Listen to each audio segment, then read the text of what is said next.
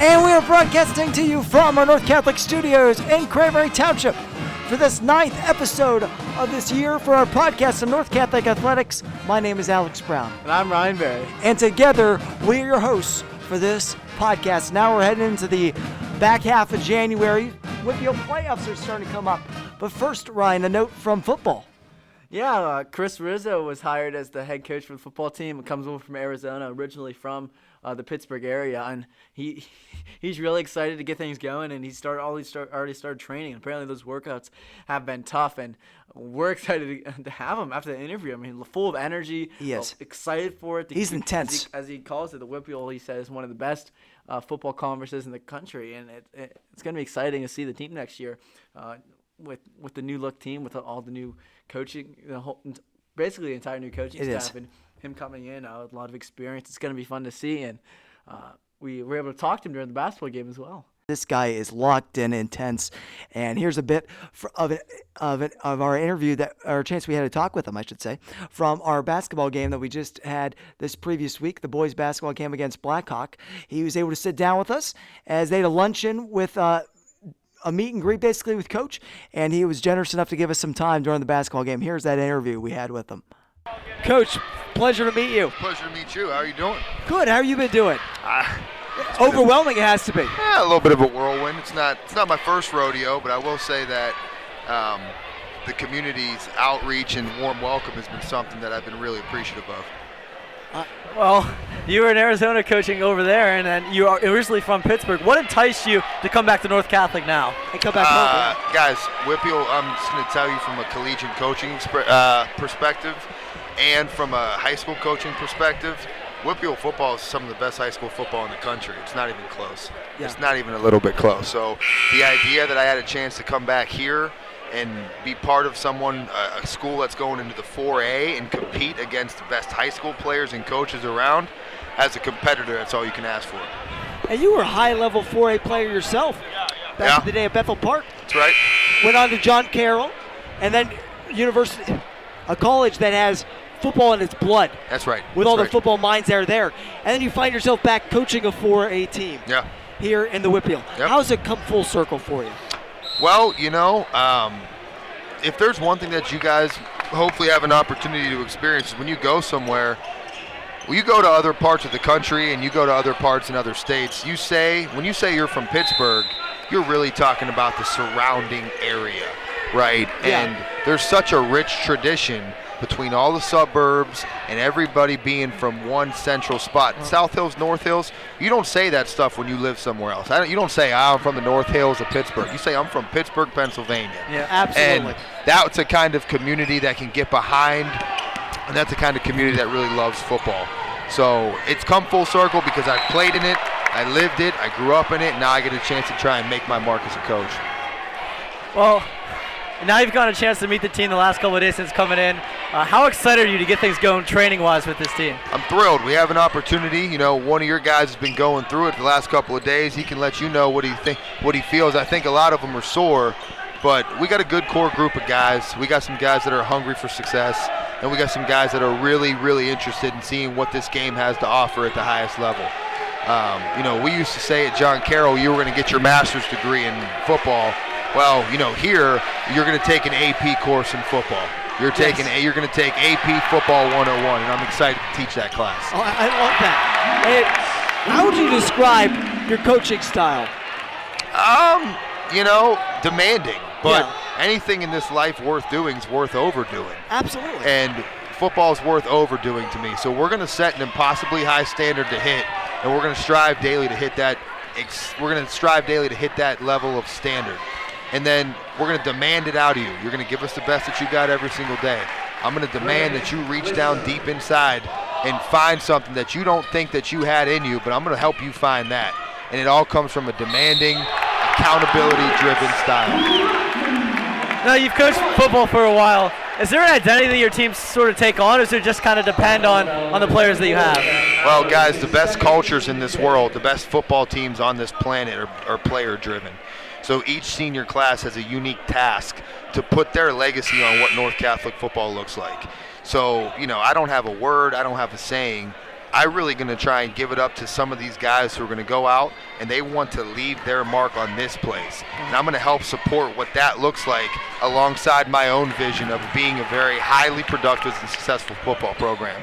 So, you might want to ask some of those seniors in a couple months' time what they think that vision looks like, because really, player-driven culture is the best culture out there. We've heard from some of the players so far about your perspective of motivation versus dedication. Can you speak to that and what kind of football team you're looking for? Guys, motivation's fleeting. Motivation's a fleeting emotion. Motivation happens whenever there's a good song on the weight room. Motivation happens that first day of spring where the sun's out full time. Motivation is whenever you wake up in the morning and you feel good and you feel like you want to go do something. Motivation's a fleeting thing that will leave you in the dust. Dedication's when you do it when it's cold, when it's dark, when it's tired. A dedicated football program knows that they're not going to wake up and feel good every day, but you still have to show up and do the work. A dedicated football program knows, hey, we might not have had that last series or that last drive, but we're dedicated to seeing this thing through until there's zeros on the scoreboard. Dedication's permanent, motivation's fleeting. And Coach, we really appreciate your time, and I'm ready to run through a wall right now. I'm not even on the team, but we really appreciate your time, and best of luck moving forward. We look forward to talking to you more. Thank you, guys. I look forward to talking to you more. And you just heard from Coach Rizzo from our interview from the basketball game, and we're really excited to see what he has to bring next year to the program. It's going to be fun to see, but now let's transition into actually talking about the basketball teams. First with the girls basketball team, they're on a roll, 5-game winning streak without one of their best players, in Daisha Lewandowski, who's still recovering from an injury, but they've meshed together well after that injury. They stumbled against Norway and lost to them, but Norway's a good team. But then they were on a 5-game win streak, beating Derry, Greensburg, Cathedral, Valley, and then Knock, and they have a game January 19th, which is tonight, the day we're recording the podcast, against Highlands. So if they can get that win, they beat them by 24 last time.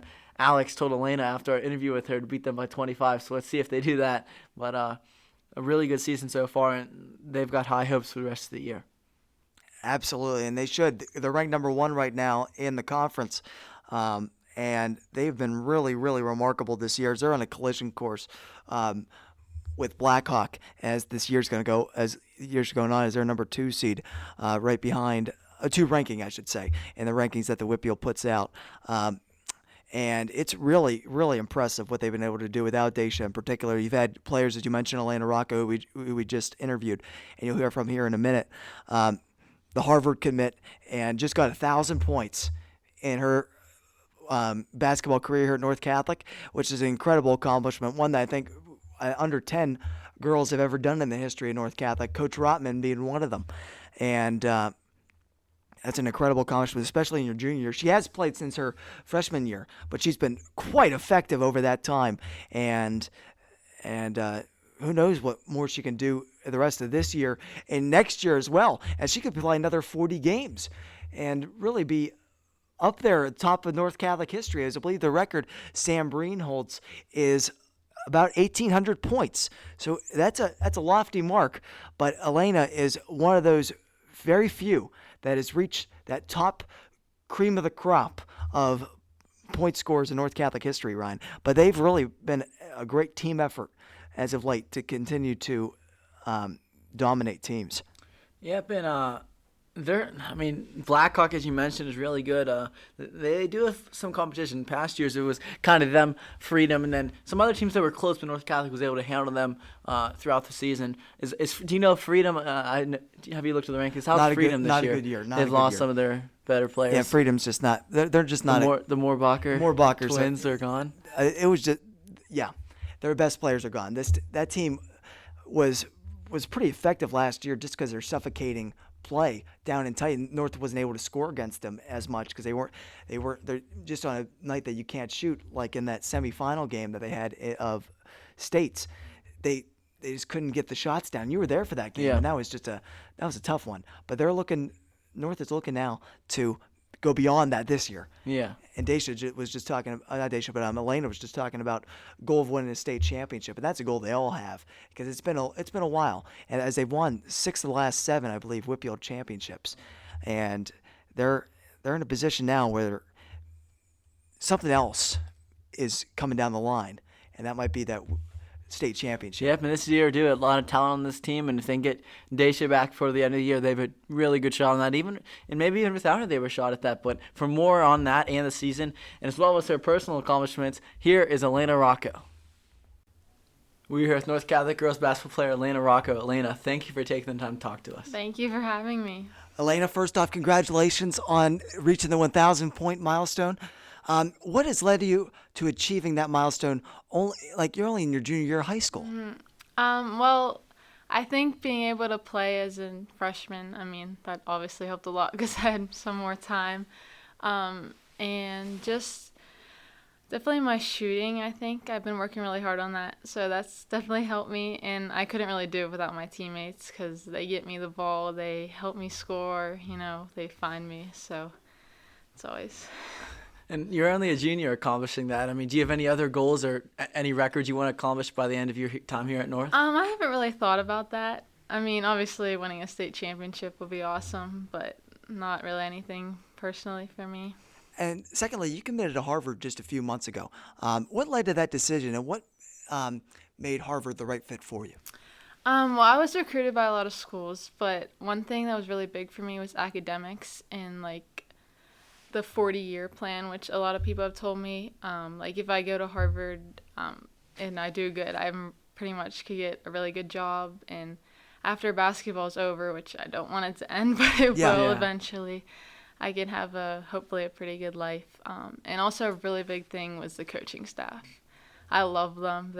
They were my favorite. Well, the head coach was actually recruiting me when she was at Michigan. And when I met her there, I was like, I kind of want to go to Michigan because she was my favorite coach. And but then when I heard she moved to Harvard, she said I was one of her first calls. And Wow. I was actually confused right when she called me. I didn't know she offered me on the phone because I had asked my dad. I was like, can you text her? Because I wasn't allowed to text them yet because I was so there's a timeline before you can contact people. That's this summer before your junior year.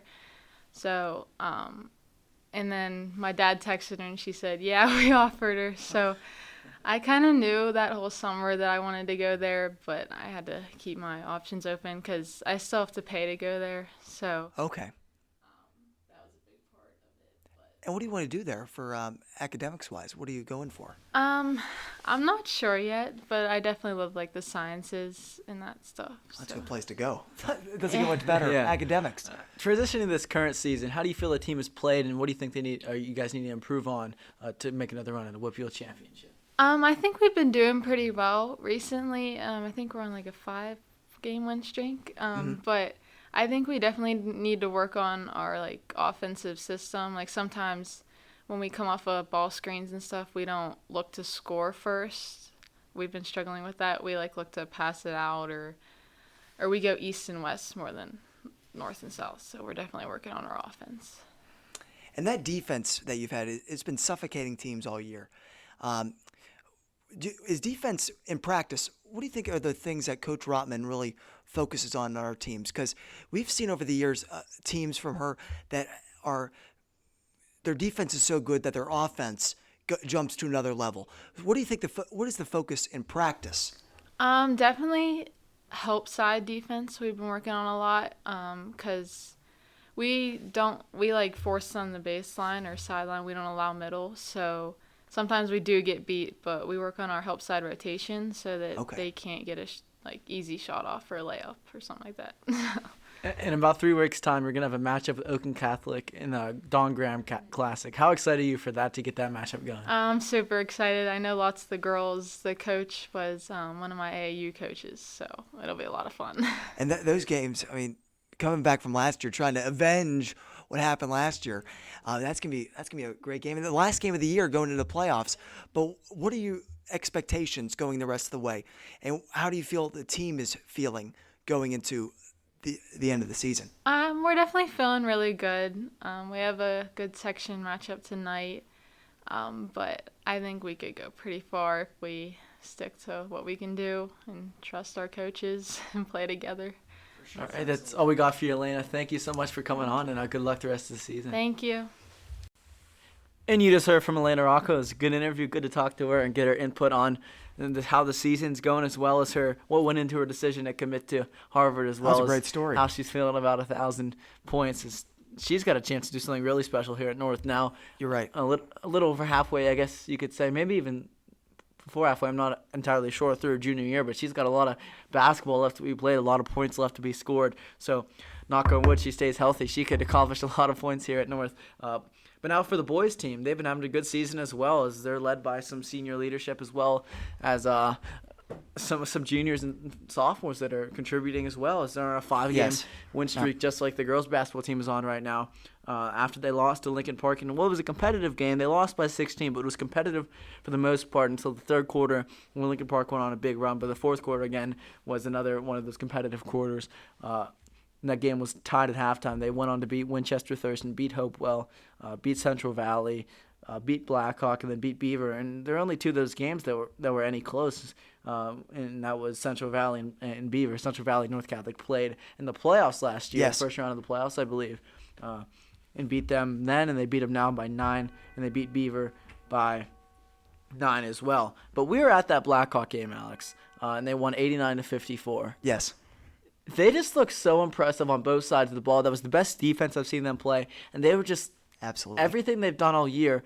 I mean, it's just everything we've seen the past couple of years just perfected. It seemed like the defense was on point. The offense, they went on runs. They stole. I mean, they were just suffocating with their press as well, which is what they've really done a lot. And I feel like they're really getting in the hang of it now. They're really swinging, just really suffocating. I feel like they're creating so many turnovers. I said suffocating a lot, but it's just what it is. It's just strangled. I mean, just looking at Blackhawk, they couldn't figure out how to handle it, and North Catholic just went on those runs, and you couldn't bounce back against it because they were such a fast-paced team. And when you try to slow the game down, they'll press you and they'll steal from you. And then when you try to speed it up, you get careless and you let them be able to let North Catholic be able to go in transition. So it's really tough to beat the North Catholic team. And Blackhawk was 3-1 in conference going into that game. North Catholic made them look like a team that is not going to win a game all year. You're absolutely right, and it's been a defense that has killed teams. It's really strangling, suffocating. It's really killed them this year. And Blackhawk, that was a team that coming into it, we thought it was going to be a close one. And then it goes downhill like that, and you will not see Blackhawk play North Catholic again this year and have that game be within 20 points in the second half. They do play them one more time, but that's not going to be a close game at all. And this is a North Catholic team that is more confident than I've ever seen them. The ability to shoot threes at any time in any place on that court. Max Hurry, Matt Ellery, Madelon, Larson, Rotman, anyone that is going to come out on that court has the confidence that when they shoot, they're going to make it in that basket. And it's the most intense I've seen Coach Rocco, I would say, as well. As Coach Rocco, we were talking to Mr. Malone during the last game. We called it maybe a little bit of intentional grumpiness from Coach Rocco, because the expectation that this team has now is that they know they're better than so many of these other teams. They're battle-tested. They are tough. They are competitive with any team that you face them against. And they have Lincoln Park in their sights for next Friday, and what's going to be an incredible test for the team. And Coach Rocco and Coach Madelon and Coach Zeiss have done an incredible job at getting this team confident, this team ready to face any team in any place, and really have a supreme confidence that they're going to be able to not only just compete in that game, but to win that game. Yeah, but you couldn't have said it better, and it's going to be a heck of great atmosphere Friday at Barthy Graham Court. I mean, if you're listening, get out to the game. That's going to be hopefully a full sellout game like it was last year against them for the playoffs, but it's going to be a good game. Hopefully a good atmosphere can lead the Trojans to a win. And if you're not there, on the North Catholic Sports Network, we will be there. Myself, Ryan Berry, and Alex Jackson will be on the call for that matchup.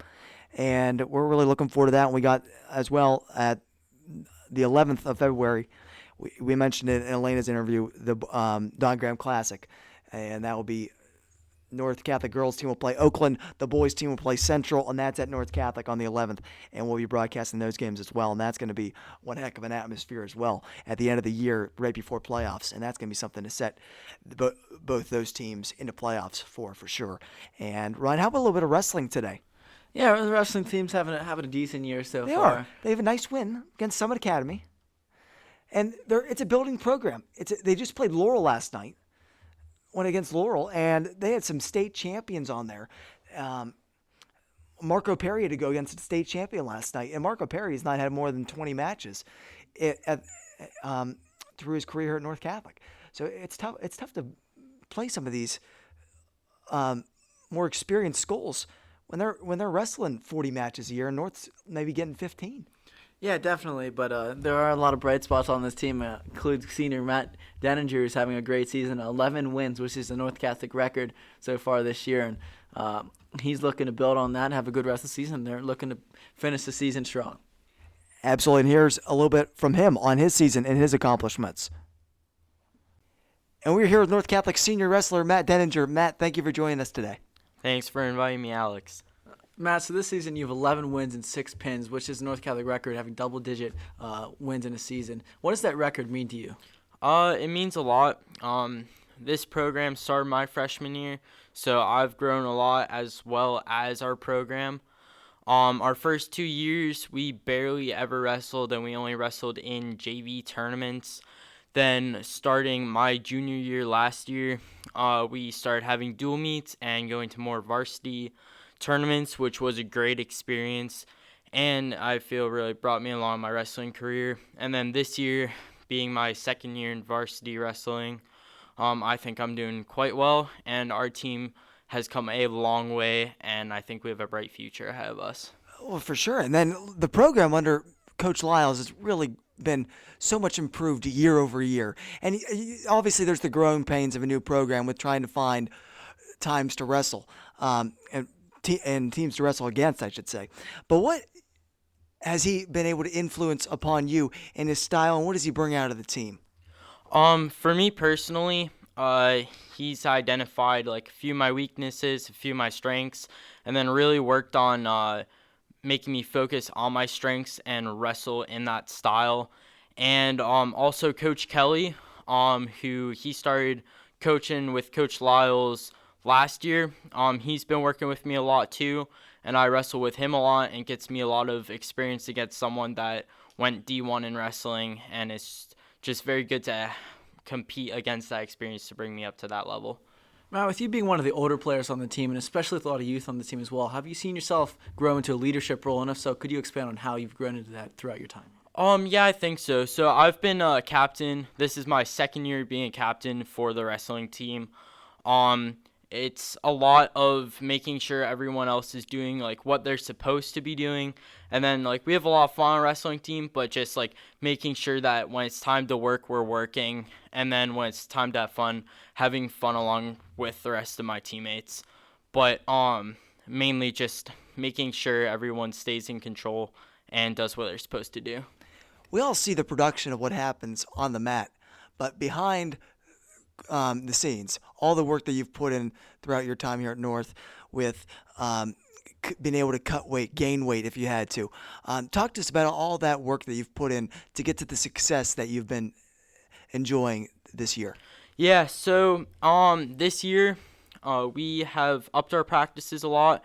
We generally get at least 5 practices in a week, if not 6, as well as 1 or 2 meets or tournaments each week. So that's just a lot of hours out on the mat. That's like 12 hours at least of practice a week.